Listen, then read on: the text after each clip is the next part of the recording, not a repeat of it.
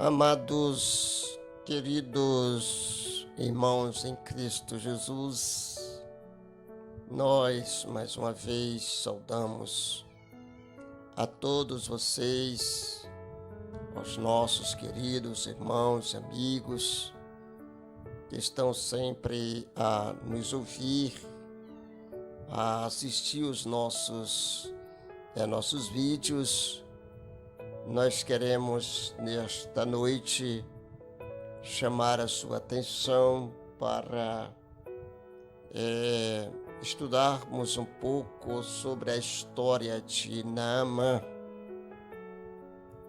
Naamã é uma personagem bíblica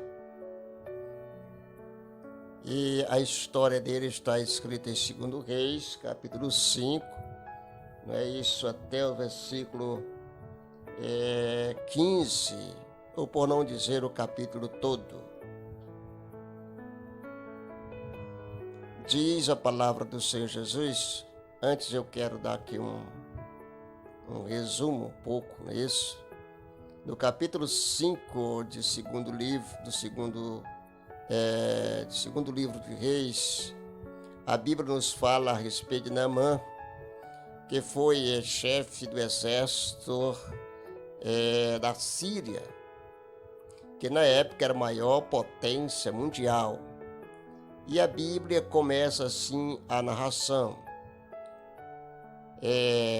Naamã, chefe do exército da Síria, ou do rei da Síria, era um grande homem diante do seu senhor e de muito respeito. Porque por ele o Senhor dera livramentos aos assírios, e este era varão homem valoroso. Porém, havia uma lepra, ele tinha uma lepra no seu corpo. E diz a palavra do Senhor Jesus que Naamã era um ímpio que não conhecia Deus de Israel e tinha um comportamento impecável diante do seu Senhor. Como consequência, possuía muito respeito, não é isso? Muito respeito, porque por ele o Senhor lhe dera livramento aos assírios. E ele era, na verdade, Naamã era um ímpio que não conhecia Jesus e tinha um comportamento, só repetindo para vocês aí, viu? E era imperecível, impecável diante do Senhor. Como consequência, possuía muito respeito diante do mesmo. Nós cristãos, chamando aqui para nós agora, nós cristãos, temos tido o mesmo respeito e a mesma consideração para com os nossos senhores na face da terra. Você tem a mesma consideração que Naamã tinha.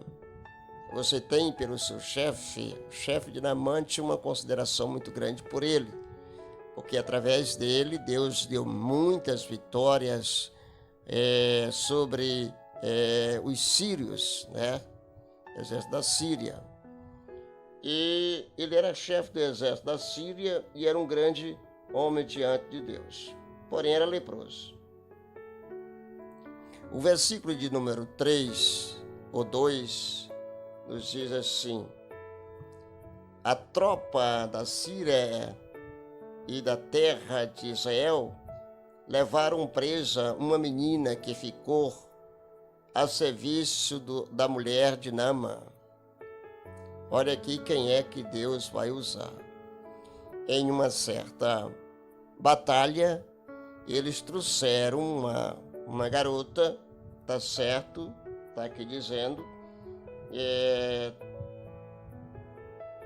da terra, presa uma menina que ficou a serviço da mulher de Naamã.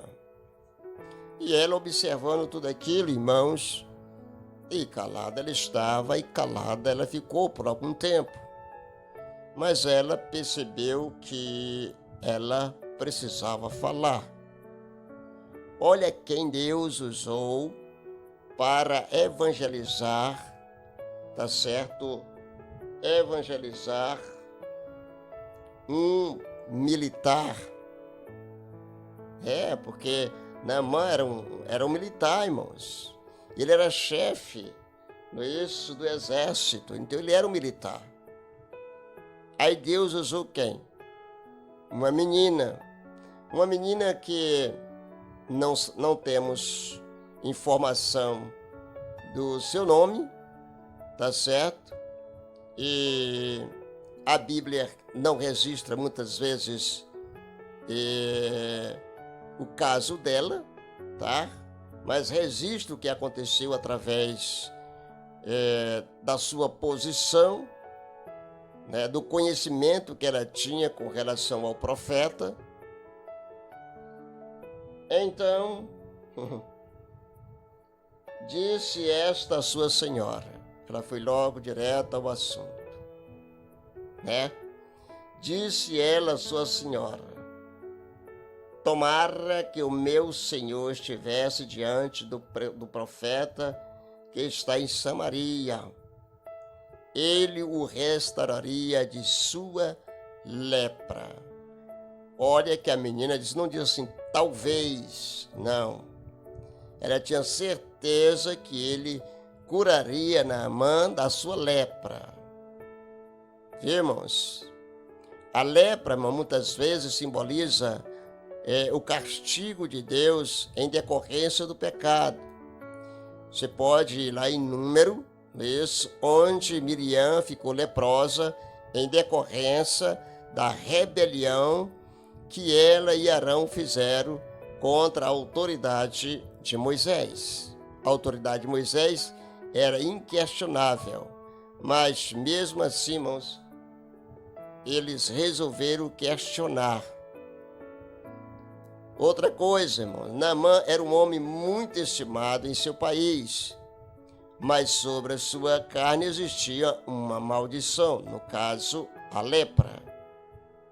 Né, irmãos? Agora eu posso imaginar, irmãos, Naamã participando de festas, banquetes, né, e até mesmo em homenagem a ele, usando a sua farda, as suas medalhas, todo como resultado de sua valentia no campo de batalha. Fique imaginando Naamã chegando em casa, irmãos, depois da homenagem, das festas, na pompa e de tudo que o cercava como chefe do exército da Síria. Eu passo também a imaginar, tirando as suas vestes oficiais e ficando à mostra a sua pele branca, leprosa. Imagine, irmãos. Eu tenho certeza que você conhece alguém assim, né, irmãos? Muito bem vestido, com medalha, mas por dentro ele é completamente doentio, tá? Talvez você tenha conhecido alguém assim na igreja, entre os irmãos, veste uma capa de santidade e de pureza, mas ao sair da mesma, mostra toda a sua podridão do seu pecado. Entendemos? É muito fácil sermos cristãos dentro da igreja, irmãos. Difícil é sermos cristãos fora da igreja. Dentro da igreja é muito fácil ser cristão, irmãos, tá? Mas fora da igreja, hoje mesmo eu estava observando, irmãos, as pessoas antigamente, os crentes, a gente conhecia os crentes, irmãos, eu sempre bato nessa tecla, porque é muito importante. Mas como eu queria que os crentes agora voltassem a ser os crentes aí dos anos 70, dos anos 65, 68. Irmãos, eu queria tanto que os crentes voltassem a ser como eram antigamente, não ia para a igreja para estar se mostrando, ia para a igreja para adorar a Deus. Ela sabia que na igreja não era lugar de estar usando as coisas do mundo. Ninguém levava nada do mundo para dentro da igreja, irmãos. Tá? Ninguém levava nada na sua roupa do mundo para dentro da igreja. Mas hoje, irmão, mesmo havendo os pastores, como o nosso querido pastor Wellington, que gosta de, na verdade, estar falando sempre, ensinando sempre como deve ser o comportamento dos crentes, tá certo? Dos verdadeiros cristãos, mesmo ele falando, sendo usado por Deus nessa tecla, tá? As pessoas às vezes não levam a sério, né? O que é ensinado dentro da igreja, o que é falado, o que é exortado. Não, irmãos, entra no ouvido e sai no outro. Pois é, irmãos, irmãos, é muito fácil glorificarmos a Deus no meio dos irmãos. O difícil é sermos luz do mundo e sal da terra. Mas o Senhor Jesus nos chamou justamente para isso, irmãos.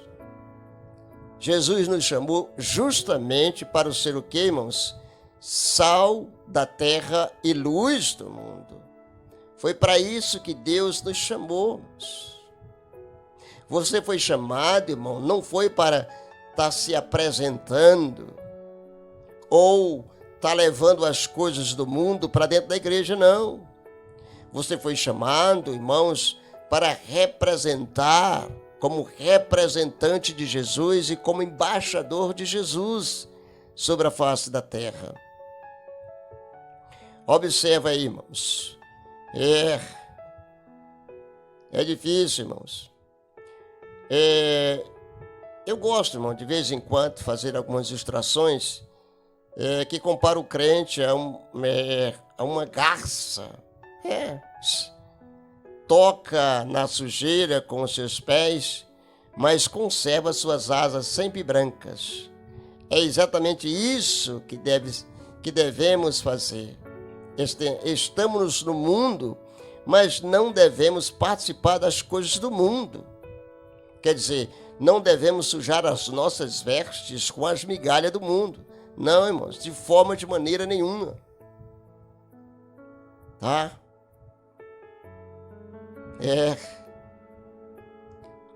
O relato, irmãos, observa.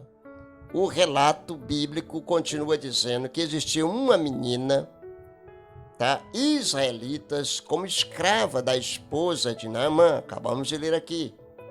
Tá, irmãos? A mesma diz a mulher de Naamã. Ela tinha mais intimidade com ela.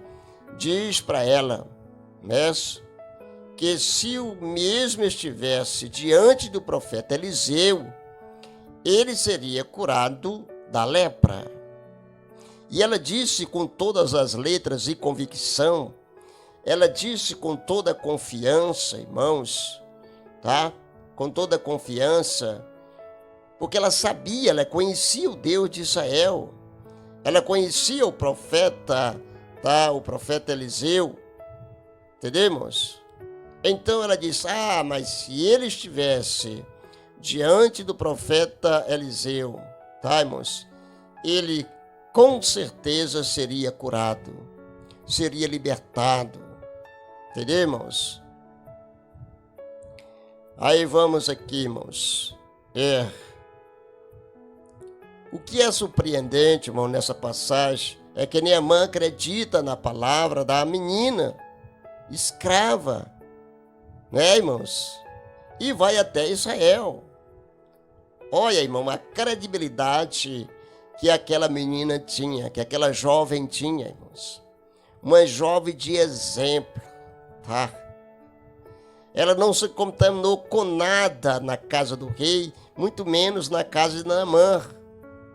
Ela continuou intocável, tá? Por isso ela deu esse testemunho, por isso ela foi usada por Deus para dizer o que foi dito, né, irmãos?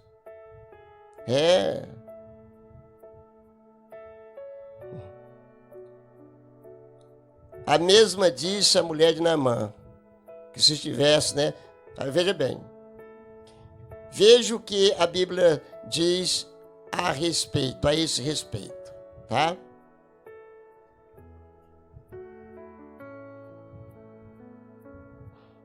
Veja o que a Bíblia diz a esse respeito. Então Naamã, notificou seu senhor dizendo: assim falou a menina que é de Israel. Então disse o rei da Síria: vai, anda e enviarei uma carta ao rei de Israel. E foi e tomou na sua mão 10 talentos de prata e 6.000 ciclos de ouro e 10 mudas de vestes. Olha aí, irmãos.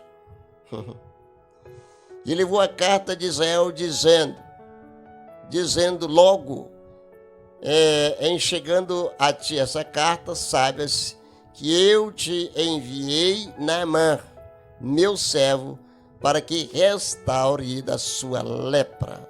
O rei fez isso, fez uma carta, ajuntou o dinheiro, entregou para Naamã, tá certo?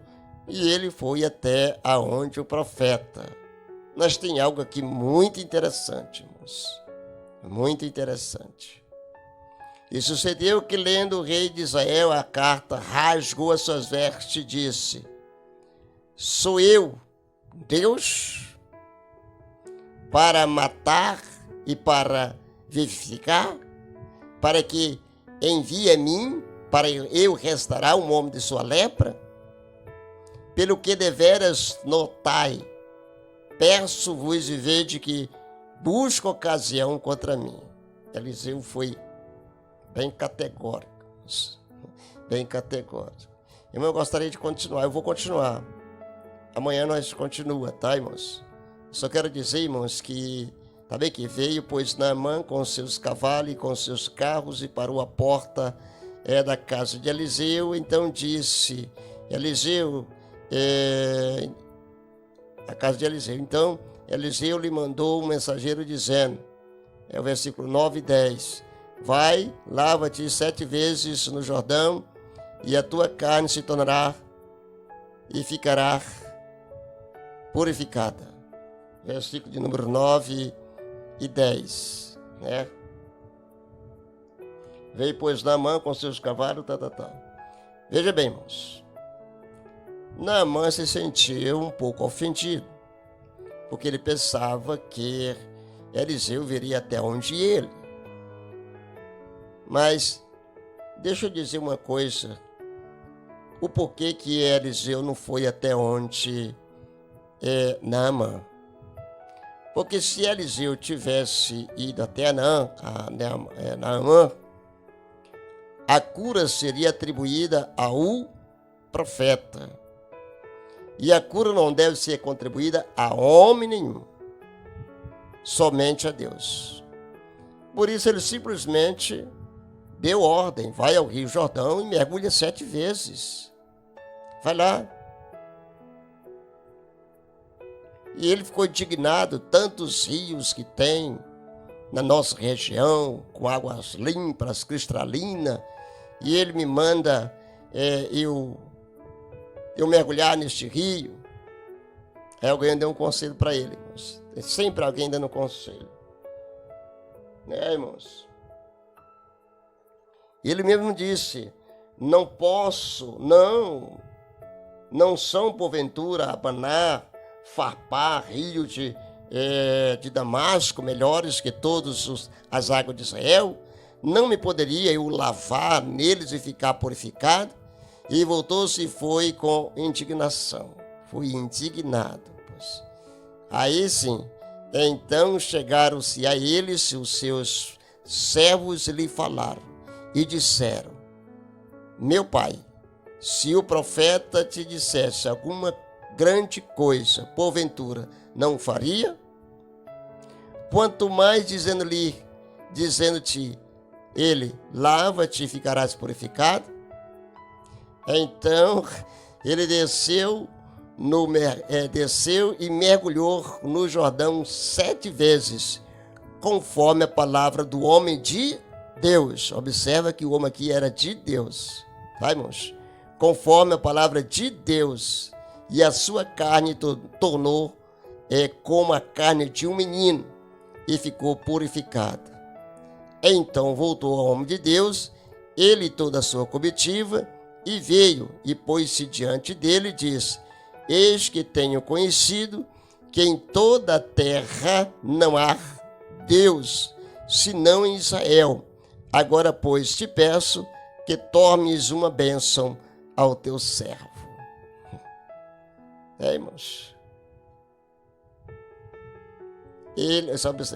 se ele tivesse vindo à terra, se o profeta Eliseu tivesse vindo à terra, Naamã não iria reconhecer que somente Israel tem um Deus. Ele iria reconhecer que somente Israel tinha um profeta.